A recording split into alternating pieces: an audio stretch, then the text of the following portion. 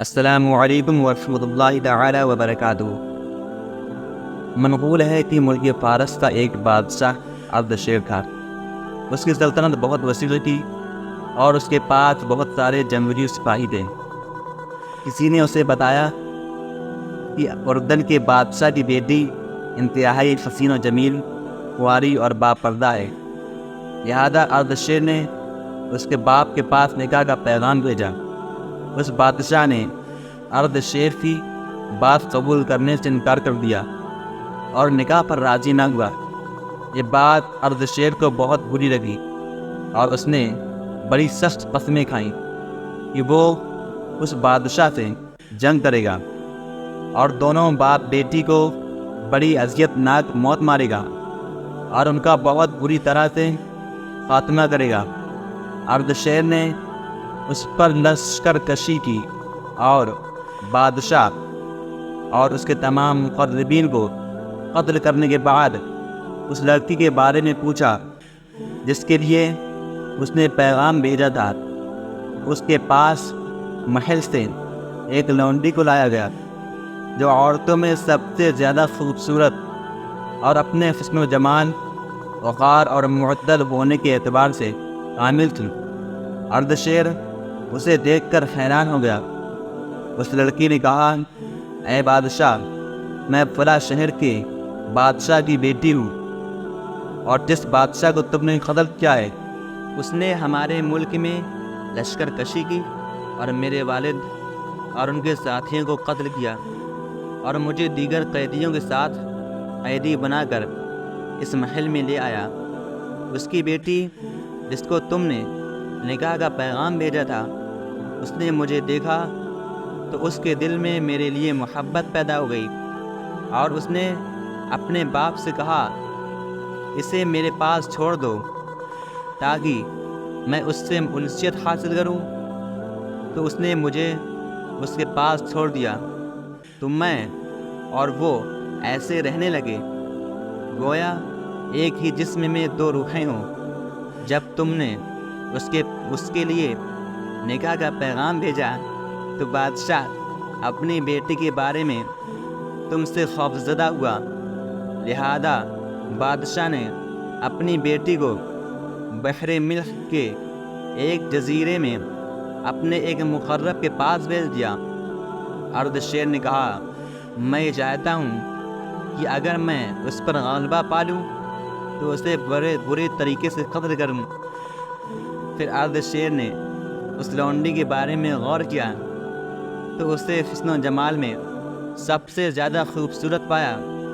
Ardashir کا دل لونڈی کی طرف مائل ہوا اور اسے نکاح کے لیے اپنے پاس رکھ لیا اور سوچا کہ اس کا کوئی تعلق بادشاہ سے نہیں ہے، لہذا اسے نکاح میں لینے سے میری قسم نہیں ٹوٹے گی۔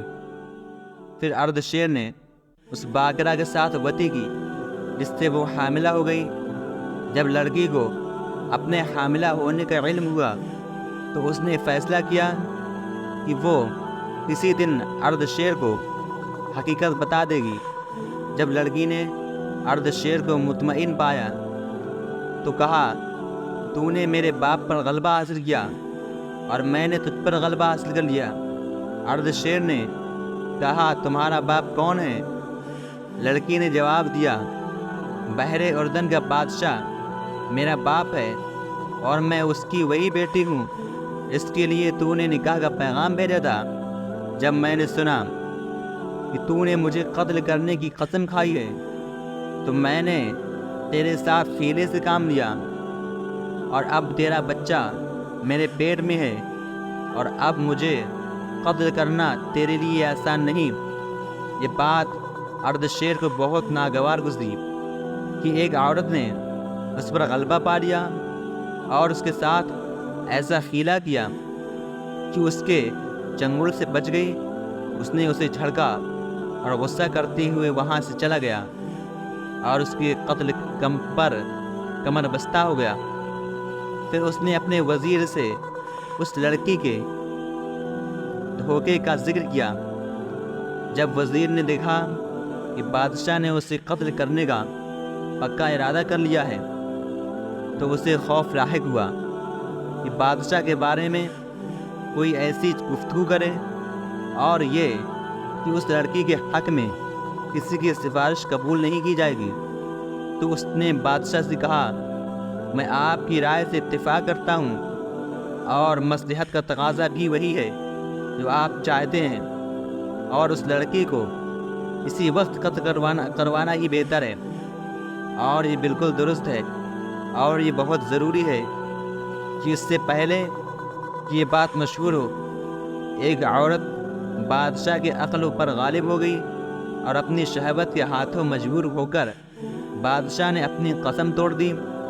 پھر وزیر نے کہا، اے بادشاہ، اس کی صورت قابل رحم ہے اور بادشاہ کی اولاد اس کے پیٹ میں ہے، لہذا اس بات کو پوشیدہ رکھنا ہی بہتر ہے، اور میں نہیں چاہتا کہ ڈبو کر مارنے کے علاوہ کسی اور طریقے سے اس کا قتل پوشیدہ رہ سکے۔ تو بادشاہ نے کہا، تمہاری رائے بہت اچھی ہے، تم اسے لے جاؤ اور پانی میں ڈبو دو۔ وزیر رات کے وقت اس لڑکی کو لے کر بحر اردن کی طرف نکلا، اور اس کے ساتھ روشنی، کچھ افراد اور مددگار تھے۔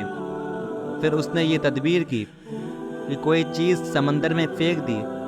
ساتھ والوں کو گمان ہوا کہ لڑکی کو سمندر میں ڈالا گیا ہے، اور اس لڑکی کو اپنے پاس چھپا لیا۔ جب صبح ہوئی تو وزیر نے بادشاہ کو خبر دی کہ اس نے لڑکی کو ڈبو دیا ہے۔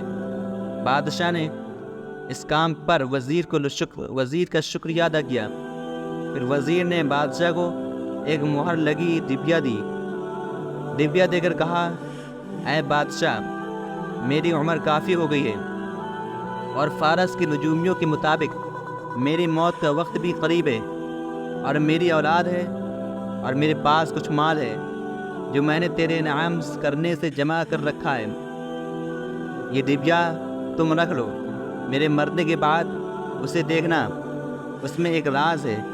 میں بادشاہ سے درخواست کرتا ہوں کہ میرا ترکہ میری اولاد میں برابر تقسیم کر دیا جائے، کیونکہ یہ وہ ترکہ ہے جو مجھے میرے باپ کی وراثت سے ملا، اور میری اپنی کمائی میں سے اس راز کے سوا میرے پاس کچھ نہیں۔ بادشاہ نے وزیر سے کہا، اللہ عز و جل تمہاری عمر میں برکت دے، یہ مال تمہارا اور تمہاری اولاد ہی کا ہے، چاہے تم زندہ رہو یا انتقال کر جاؤ۔ وزیر نے بادشاہ سے اصرار کیا کہ وہ یہ ڈبیا اپنے پاس امانت رکھ لے، لہذا بادشاہ نے وہ ڈبیا لی اور اسے اپنے پاس ایک صندوق میں رکھ لیا۔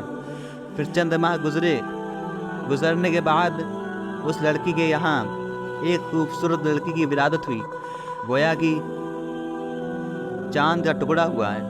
وزیر نے اس کا نام رکھنے میں ادب کو ملحوظ رکھا اور سوچا کہ میں اس کا نام اس کی شان کے مطابق رکھوں، اور یہ خلاف ادب ہوگا جب اس کے باپ کو یہ بات پتہ چلے گی، اور اگر میں اس کا نام نہ رکھوں تو وہ اس پر بھی آمادہ نہیں ہوگا۔ لہذا وزیر نے بچے کا نام شاہ بور رکھا۔ شاہ بور فارسی زبان کا لفظ ہے، اس کا معنی بادشاہ کا بیٹا ہے۔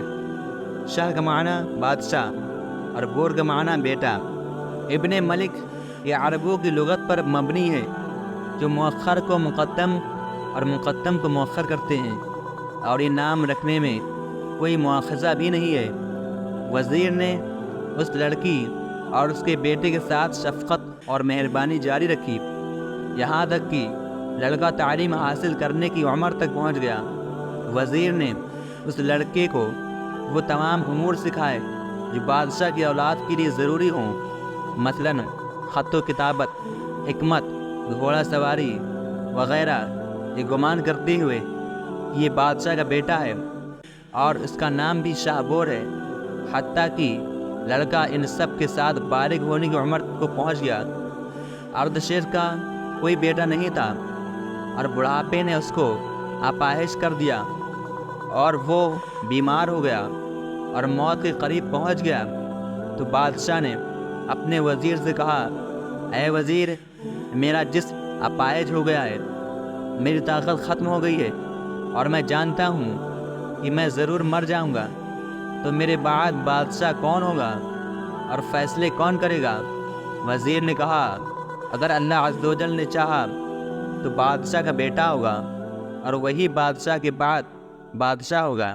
پھر وزیر نے بحر اردن کی بادشاہ کی بیٹی اور اس کے حاملہ ہونے کا ذکر کیا تو بادشاہ نے کہا میں اس کے غرق کرنے پر نادم ہوں۔ اگر وہ زندہ ہوتی یہاں تک کہ بچے کو جنم دیتی تو شاید اس سے لڑکا پیدا ہوتا۔ جب وزیر نے دیکھا کہ بادشاہ رضامند ہے تو کہا اے بادشاہ، وہ لڑکی زندہ ہے اور میرے پاس ہے۔ اس نے ایک ایسے لڑکی کو جنم دیا ہے جو لڑکوں میں صورت اور سیرت کے اعتبار سے بہت خوبصورت ہے۔ بادشاہ نے کہا کیا تو سچ کہتا ہے؟ وزیر نے قسم کھا کر کہا جی ہاں، میں سچ کہتا ہوں۔ پھر کہا اے بادشاہ، بیٹے میں ایک ایسی صفت ہوتی ہے جو اس کے بیٹا ہونے کی گواہی دیتی ہے، اور باپ میں ایک ایسی صفت ہوتی ہے جو اس کے باپ ہونے کی گواہی دیتی ہے، اور یہ معاملہ تو ثابت شدہ ہے، اس میں کوئی شک ہے نہ غلطی۔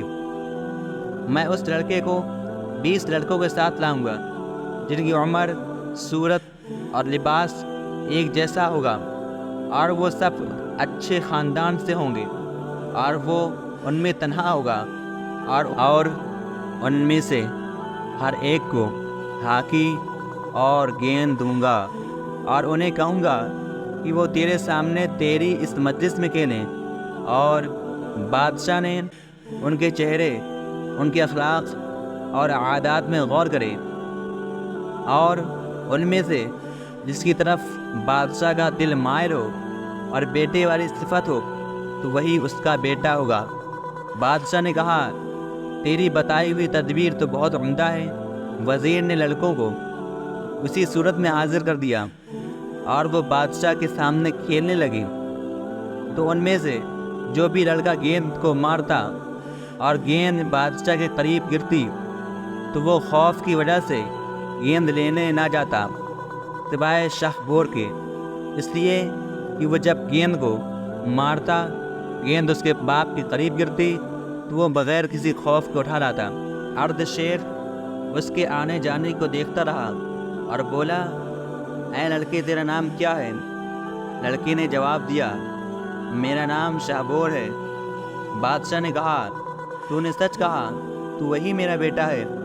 پھر بادشاہ نے اس لڑکے کو اپنے قریب کیا اور اس کی پیشانی پر بوسہ دیا۔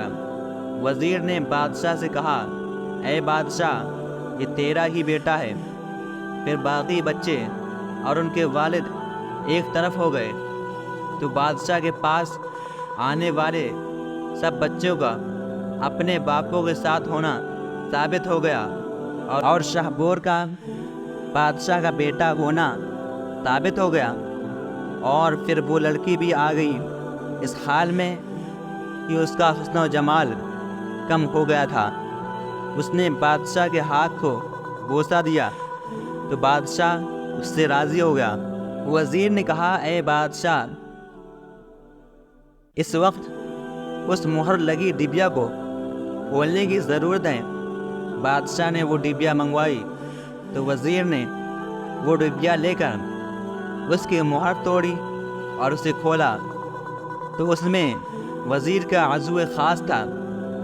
پھر ان حکما کو حاضر کیا جو اس کے ساتھ اس کام میں شامل تھے، تو انہوں نے گواہی دی کہ لڑکی سپرد کرنے سے ایک رات پہلے انہوں نے یہ کام کیا تھا۔ اردشیر بادشاہ کے ہوش اڑ گئے اور وزیر کی خدمت، قوت نفس اور شدید ہمدردی سے حیران رہ گیا، اور اس کی راحت میں اضافہ ہو گیا، اور لڑکی کے بچ جانے اور بیٹے سے نسب ثابت ہونے اور اس سے ملنے کی وجہ سے اس کی خوشی دگنی ہو گئی۔ پھر بادشاہ اپنی بیماری سے صحت یاب ہو گیا اور اس کا جسم بھی ٹھیک ہو گیا، اور وہ اپنے بیٹے کے سبب خوش رہا، اور اس کی خوشی میں کمی نہ آئی، حتیٰ کہ اس کا انتقال ہو گیا۔